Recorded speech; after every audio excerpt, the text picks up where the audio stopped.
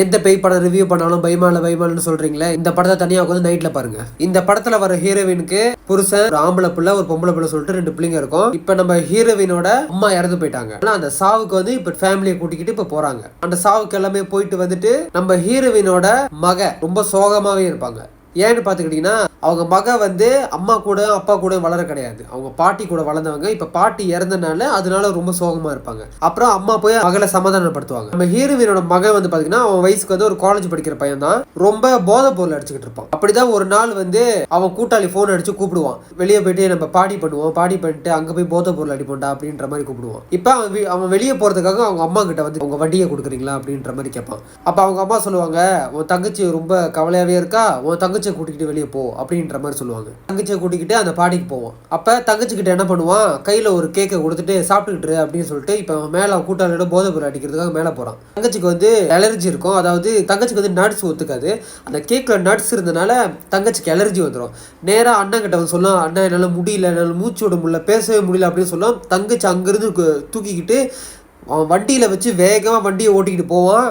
தங்கச்சி என்ன பண்ணும், வண்டியோட கண்ணாடியை திறந்து தலையை வெளியே விட்டு மூச்சை விடும். இவனும் வேகமா வண்டியை ஓட்டிக்கிட்டு போவான். திடீர்னு வண்டிக்கு முன்னாடி ஏதோ ஒண்ணு வந்து நிக்கிற மாதிரி இருக்கும். வண்டியை இப்படி சைட்ல வளைக்கிறேன்னு சொல்லிட்டு வேகமா வளைப்பான். வண்டி ஒரு தீயா கிட்ட போனோன்னா தலையை வெளியே வச்சிருந்த தங்கச்சியோட தலை அப்படி துண்டா அந்த தீயால இடிச்சு விடுவோம். தலை துண்டா கீழே விழுந்துரும்.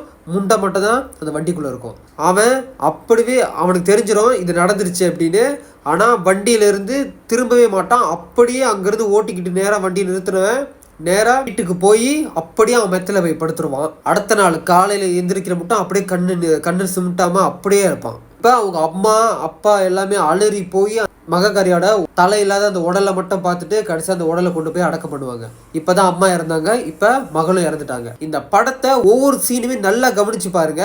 அங்க எல்லாமே இந்த படத்தை பத்தி அவங்க பேசுறத வச்சும் அந்த படத்துல காட்டுற காட்சிகளை வச்சு இந்த படத்துல ஒரு சீன்ல ரிவீல் பண்ணிருப்பாங்க.